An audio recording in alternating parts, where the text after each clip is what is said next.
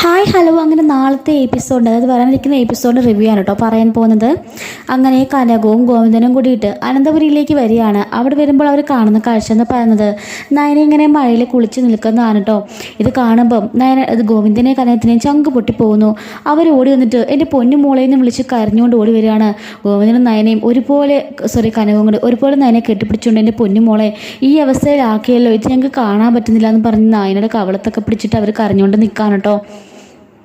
ഈ സമയത്ത് നയന അത്രയും നേരം ധൈര്യം സംഭരിച്ച് നിൽക്കുകയായിരുന്നല്ലോ, അതൊക്കെ വെളിട്ട് പൊട്ടിക്കരയാണ്. എന്നിട്ട് പറയാണ്, അമ്മേ അച്ഛ നിങ്ങൾ എന്തിനാ ഇപ്പോൾ വന്നത്, നിങ്ങളുടെ ആരാ പറഞ്ഞതെന്നൊക്കെ ചോദിക്കുമ്പോൾ അതൊക്കെ ഞങ്ങൾ അറിഞ്ഞു മോളെ, ഈ അവസ്ഥയിലായിട്ടും മോൾക്ക് തോന്നിയില്ലേ അങ്ങോട്ട് വരണമെന്ന്. അപ്പോളേ ഗോവിന്ദൻ പറയാണ്, മോളോട് ഈ വീട്ടിൽ നിന്നും അങ്ങോട്ടേക്ക് വരലെന്ന് അച്ഛൻ പറഞ്ഞിട്ടുണ്ട്, പക്ഷെങ്കിൽ അത് ഇങ്ങനൊരു സാഹചര്യം ഉണ്ടെങ്കിൽ മോൾക്ക് തീർച്ചയായിട്ടും വരാം.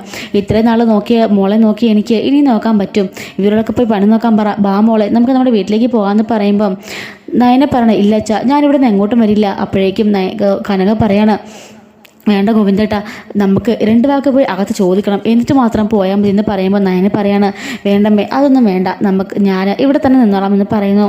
എന്നിട്ട് പറയാണ്, എൻ്റെ ഈ കണ്ണീര് കണ്ടിട്ട് ഈശ്വരനായിട്ട് മഴ തന്നതായിരിക്കും, എൻ്റെ ഈ കണ്ണീര് കണ്ട് ഞാൻ ബലഹീനതയാണെന്ന് ആരും കരുതരുതെന്ന് കരുതിയിട്ട് എന്ന് നയന പറയാണ്. അങ്ങനെ എന്തായാലും നീ ഇങ്ങോട്ട് വാന്നും പറഞ്ഞിട്ട് നയനയുടെ കയ്യിൽ പിടിച്ച് വലിച്ചുകൊണ്ട് കനകാണെങ്കിൽ ആ അനന്തപുരിയുടെ ഹാളിലേക്ക് ഇങ്ങനെ കഥകളൊക്കെ വലിച്ചു തള്ളി തുറന്ന് അകത്തേക്ക് കയറിയിട്ട് ആരുമില്ലേ ഇവിടെ എന്ന് ചോദിക്കുകയാണ്. അപ്പോഴേക്കും ആദർശും മുത്തശ്ശനും മുത്തശ്ശിയും എല്ലാവരും ഹാളിലിങ്ങനെ നിരന്ന് നിൽക്കുകയാണ് കേട്ടോ. അപ്പോഴേക്കും എന്നിട്ട് കനകൻ ചോദിക്കുകയാണ്, കൊള്ളാം കൊള്ളാം എല്ലാവരും ഇവിടെ ഉണ്ടായിരുന്നല്ലേ, എന്തായാലും നന്നായി, എനിക്ക് ഒരുപാട് അങ്ങ് ഇഷ്ടപ്പെട്ടു. ഞാനേ രണ്ട് വാക്ക് ചോദിക്കാൻ വന്നതാ, ദാ ഇവൾ ആരാന്നറിയാവോ, ഈ വീടിൻ്റെ മരുമകളാ.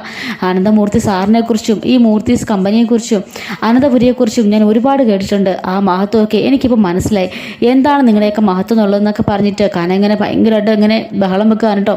അപ്പോഴേക്കും നവ്യ വന്നിട്ട് പറയാണ്, അമ്മ എന്തിനാ ഇങ്ങനെ കിടന്ന് ഒച്ച വെച്ച് ഇവിടെ ബഹളം വെക്കുന്നത്, എല്ലാം ഇവളുടെ കയ്യിലെ തെറ്റാ, ഇവളെ തെറ്റിയെന്ന് പറയുമ്പോഴേക്കും നവ്യയുടെ കവളത്തേക്ക് ഒരൊറ്റ അടി കനകം കൊടുത്തിട്ട് പറയാണ്, മിണ്ടാ നിൽക്കടി, നീ ചെയ്താലും ഇവള് ചെയ്യില്ലെന്ന് എനിക്കറിയാം, ഇവൾ എന്തെങ്കിലും പറഞ്ഞിട്ടുണ്ടെങ്കിൽ അതിനകത്തൊരു ന്യായം കാണുമെന്ന് എനിക്ക് നന്നായിട്ടറിയാം.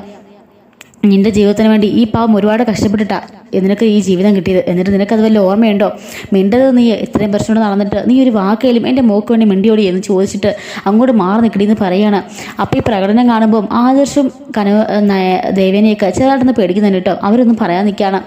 ഈ സമയത്ത് ദേവേനി പറയാണ്, നിങ്ങൾ ഈ ഒച്ച വെക്കുന്നതിലൊന്നും കാര്യമില്ല, കാരണം നയന തെറ്റ് ചെയ്തു, അവൾ എന്നോട് മോശമായിട്ട് സംസാരിച്ചു, അതുകൊണ്ടാണ് ആദർശ് ഇങ്ങനെയൊക്കെ ചെയ്തത്, അതല്ലാതെ ഞങ്ങളാരും നിങ്ങളുടെ മോളെ ഒന്നും ചെയ്തിട്ടില്ല എന്ന് പറയുമ്പം മതി നിർത്തിക്കോ, ഇനി ഒന്നും സംസാരിക്കണ്ട, എനിക്കറിയാം എൻ്റെ മകൾ ഒരു തെറ്റും ചെയ്യില്ല എന്ന്. എന്നിട്ട് എല്ലാവരോടും കള്ളത്തരം പറഞ്ഞ് എൻ്റെ മകളെ പുറത്താക്കി എല്ലാവരും പെരയ്ക്കകത്ത് കയറി സുഖിച്ചിരിക്കുകയല്ലേ എന്ന് ചോദിച്ചിട്ട് ദേഷ്യപ്പെടുന്നു.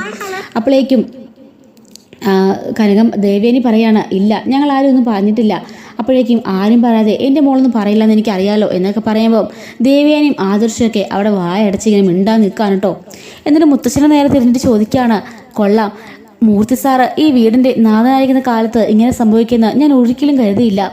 നിങ്ങളിവിടെ നിന്നിട്ടാണോ എൻ്റെ മോക്ക് ഈ ഒരു ഗതി വന്നത്, സാറല്ലേ എൻ്റെ മകളുടെ കൈ പിടിച്ച് ആദർശിൻ്റെ കയ്യിലേക്ക് കൊടുത്തത് എന്ന് ചോദിക്കുകയാണ്. അപ്പോഴേക്കും മുത്തശ്ശൻ വന്നിട്ട് പറയാണ്, ദയവ് ചെയ്ത് എന്നോട് നിങ്ങൾ രണ്ടുപേരും ക്ഷമിക്കണം, കാരണം ഇപ്പോൾ ഈ വീടിൻ്റെ ഭരണാധികാരി ഞാനല്ല, ഈ നിൽക്കുന്ന ദേവയാനിയും അവൻ്റെ മകനുമാണ്, അവരാണ് ഈ വീടിൻ്റെ നാഥനും ഈ വീട് ഭരിക്കുന്നവരും, അതുകൊണ്ട് എനിക്കതിൽ പങ്കില്ല എന്ന് പറഞ്ഞിട്ട് മുത്തശ്ശൻ അങ്ങോട്ടേക്ക് മാറി നിൽക്കുമ്പോൾ ആദർശ് ചോദിക്കുകയാണ്, മുത്തശ്ശ അച്ഛൻ എന്താ ഇങ്ങനെയൊക്കെ പറഞ്ഞത്, ഞങ്ങൾ അങ്ങനെയല്ല ഉദ്ദേശിച്ചിട്ടാണോ പറഞ്ഞത്. അപ്പോഴേക്കും മുത്തശ്ശൻ പറയുന്നു, അല്ലെങ്കിൽ എൻ്റെ മുമ്പിൽ വെച്ച് നയനമോളെ നീ കയ്യെ പിടിച്ച് വലിച്ചിറക്കി ഒരിക്കലും വിടില്ലായിരുന്നു, എൻ്റെ അഭിപ്രായം ചോദിച്ചിട്ട് എന്താ ചെയ്യേണ്ടതെന്ന് മാത്രം ചോദിക്കാനുള്ളായിരുന്നു, അല്ലാതെ നീ നിൻ്റെ അമ്മയും കൂടെ തീരുമാനം എടുത്തതല്ലേ, അത് തന്നെ നടക്കട്ടെ എന്നും പറഞ്ഞിട്ട് മുത്തശ്ശൻ അകത്തേക്ക് കയറി പോന്നു. അപ്പോഴേക്കും കനകം പറയണ, ഓഹോ എൻ്റെ മോളെ എല്ലാവരും കയ്യഴിയാണല്ലേ. അപ്പോഴേക്കും അവിടെ നിന്നിട്ട് മുത്തശ്ശി പറയണ, സത്യമായിട്ടും ഞങ്ങളൊന്നും ചെയ്തതല്ല, ഇവൻ്റെ വിവരക്കേടിന് എന്തോ കാണിച്ചു കൂട്ടിയതാ എന്ന് പറയാണ്. അപ്പോഴേക്കും ഗോവിന്ദൻ പറയാണ്, ഞങ്ങൾക്ക് കുറച്ച് ക്യാഷിൻ്റെ കുറവുണ്ടെന്നേ ഉള്ളൂ, അല്ലാതെ എൻ്റെ മോളെ വളർത്താനുള്ള തൻ്റെ ഇടമൊക്കെ എനിക്കുണ്ട്, ഞങ്ങളെന്തായാലും ഇനി ഇവിടെ നിൽക്കുന്നില്ല, ഞങ്ങളുടെ മോളെയും കൊണ്ട് ഞങ്ങളുടെ വീട്ടിലേക്ക് പോവാണെന്ന് പറഞ്ഞിട്ട് നയനയുടെ കയ്യും പിടിച്ചിട്ട് ഗോവിന്ദനും കനവും കൂടി മതി ഇനി ഈ വീട്ടിലെ പൊറുതിന്ന് പറഞ്ഞിട്ട് കയ്യെ പിടിച്ചിട്ട് ഇറങ്ങി ഇങ്ങനെ പോകാൻ കേട്ടോ. അപ്പോൾ അവർ മഴ നനഞ്ഞ് വീട്ടിലേക്ക് ഇങ്ങനെ വീട്ടിൽ നിന്ന് ഇറങ്ങിപ്പോകുന്ന സമയത്താണ് അങ്ങോട്ടേക്ക് ആദർശിൻ്റെ അച്ഛൻ കാറുമായിട്ട് വരുന്നത്. കാറിൽ നിന്ന് ഇറങ്ങിയിട്ട് ചോദിക്കുകയാണ്, അല്ല നിങ്ങൾ എങ്ങോട്ടായി പോകുന്നേ, എന്താ സംഭവിച്ചതെന്ന് ചോദിക്കുമ്പോൾ അവിടെ നടന്ന കാര്യങ്ങളും ഇറക്കി വിട്ട കാര്യങ്ങളും എല്ലാം കനകം പറഞ്ഞിട്ട് ഇങ്ങനെ വീണ്ടും നടന്നു പോവാണ്. അപ്പോഴേക്കും അയാളെ കയ്യിൽ പിടിച്ചിട്ട് പറയാണ്, ഇത് എൻ്റെയും കൂടി വീടാ, അല്ലാതെ ദേവേനയുടെയും ആദർശിൻ്റെയും വീടല്ല എന്ന് പറഞ്ഞിട്ട് നിങ്ങൾ ഇങ്ങോട്ട് വാ, പിന്നെ ഇത് എൻ്റെ മരുമകളാ. അപ്പോഴേക്കും ഗോവിന്ദൻ പറയാണ്, ഞാൻ എൻ്റെ മകളെയും കൊണ്ട് പോവാണെന്ന് പറയുമ്പം അല്ല, ഇത് നിങ്ങളുടെ മകളല്ല, നിങ്ങൾ ഞങ്ങൾക്ക് കന്യാദാനം ചെയ്തു തന്നത് മുതൽ ഇവള് എൻ്റെ മകളും കൂടിയാ. എൻ്റെ മകളെന്ന് വെച്ചാൽ ഈ വീടിൻ്റെ അവകാശിയാ, അവളെ ഈ വീട്ടിൽ കയറ്റിനെ വേണം തീരുമാനിക്കുന്നത് ഞാനാണെന്ന് പറഞ്ഞിട്ട് ഞാനെൻ്റെ കൈ പിടിച്ച് അകത്തേക്ക് ആദർശിനും അച്ഛനും കൊണ്ടുപോകാൻ കേട്ടോ. അപ്പോഴേക്ക് കനകവും ഗോവിന്ദനും അതിങ്ങനെ ഒരു മനസ്സിനൊരു കുളിർമയോടെ നോക്കി നിൽക്കുകയാണ്. അങ്ങനെ അവരും അകത്തേക്ക് ഇവരെ പുറകെ വരുന്നു. ദേവയാനി എന്ന് പറഞ്ഞിട്ട് അകത്തേക്ക് വന്ന് ഒരൊറ്റ അലർച്ചയാണ് കേട്ടോ ആദർശിൻ്റെ അച്ഛൻ. ആദർശും മുത്തശ്ശനും എല്ലാവരും ഇറങ്ങി വരുന്നു.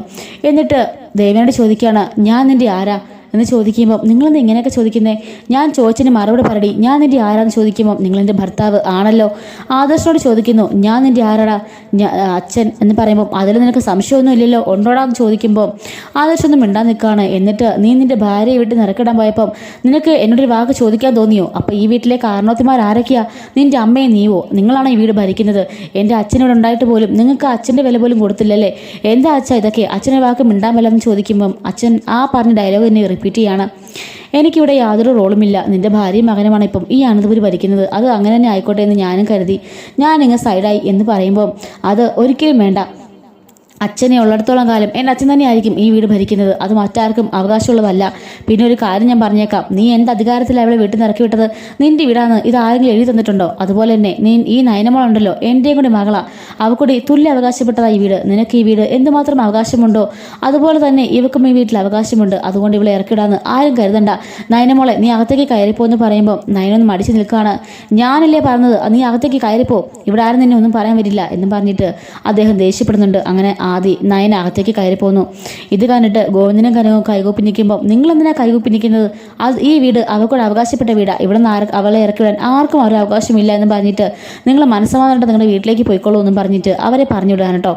അപ്പോഴേക്കും മുത്തശ്ശൻ സന്തോഷിച്ച് ഇങ്ങനെ നിൽക്കുകയാണ്. എന്തായാലും മുത്തശ്ശി പറയാണ്, എന്തായാലും കുറേ കാലം കൂടിയാണ് ഇവൻ്റെ ഇങ്ങനൊരു മുഖം എല്ലാവരും കണ്ടത്. ദേവയാനിക്ക് സമാധാനമായിട്ടുണ്ട്, കുറച്ച് ദിവസം ഇനി അവളുടെ തല പൊങ്ങില്ല എന്ന് മുത്തശ്ശിയും പറഞ്ഞിട്ടുണ്ട് കേട്ടോ. അങ്ങനെ അകത്തേക്ക് കയറി ആദർശ് ഭയങ്കര കലിപ്പിൽ നിൽക്കുകയാണ്. ജാനകി വന്നിട്ട് നയനോട് പറയാണ്, മോളെ തലയിൽ വെള്ളമിറങ്ങി പനി പിടിക്കും എന്ന് പറഞ്ഞ് രാസനദിപ്പോട് തലയിട്ട് കൊടുത്തിട്ട് പറയാണ്, മോള് പോയിട്ട് കുളിക്ക്, എല്ലാ പ്രശ്നങ്ങളും കലങ്ങി തെളിഞ്ഞല്ലോ, ഇനി ഇതൊക്കെ മാറ്റം ഉണ്ടാവും എന്നും പറഞ്ഞിട്ട് നയനെ ഉറങ്ങാൻ അങ്ങനെ കിടക്കാനായിട്ട് പറഞ്ഞു ഡ്രസ്സ് മാറാൻ പറഞ്ഞു കേട്ടോ. അങ്ങനെ ഡ്രസ്സ് മാറിയിട്ട് നയന ഇറങ്ങുന്ന സമയത്ത് ആദർശ് ഇങ്ങനെ ജനലിങ്ങനെ ഇങ്ങനെ ദേഷ്യപ്പെട്ട് നിൽക്കുന്നത് കാണുകയാണ്. കാരണം താൻ ഇറക്കി വിട്ടിട്ട് തനിക്കൊരു വിലയും തരാതെ അച്ഛനകത്തേക്ക് കയറ്റിക്കൊണ്ടുവന്നല്ലോ, അതുകൊണ്ട് തന്നെ. അപ്പോഴേക്കും നയന അടുത്തോട്ട് ചെല്ലുന്ന സമയത്ത് ആദർശ് വലിയൊരു സംഭവം ചെയ്യുന്നുണ്ട് കേട്ടോ. അത് എന്താണെന്നുള്ളത് അടുത്ത വീഡിയോയിൽ പറയുന്നതായിരിക്കും. വീഡിയോ മിസ്സാതിരിക്കാൻ ചാനൽ ഇപ്പോൾ തന്നെ സബ്സ്ക്രൈബ് സപ്പോർട്ട് ചെയ്യണേ. Thanks for watching.